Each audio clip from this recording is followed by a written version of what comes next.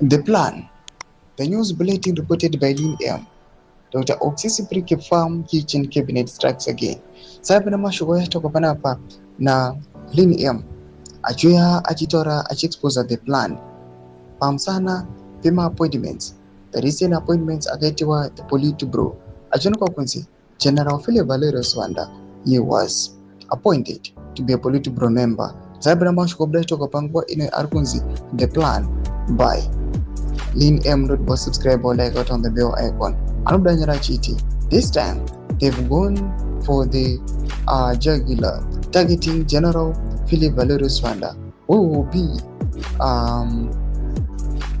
removed from CDF to Vice President in place of the ailing VP Kembo Mohadi. This is battling colon cancer.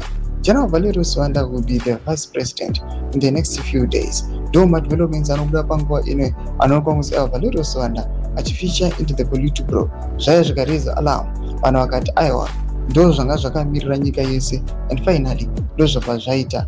Vanhu zvavaisuspecta panguva iri kuchionekwa kunzi aiwa Philip Valerius Wanda anoonekwa as a neutral person, but panguva ine achionekwa kunzi kunyarara kwake kwaita kuti anyasikuuya anyasikufita paposition yekusapota ED mnangagwaZim Vision 2030, not acting as a threat. And panguva ino anoonekwa kunzi he is the person who will fit the position ya VP Kembo Mohadi. Arikuya panguva ino achinzi he is struggling with colon cancer. Pana comment section medu zafura ejimot kudipa msuru kichitko ichi.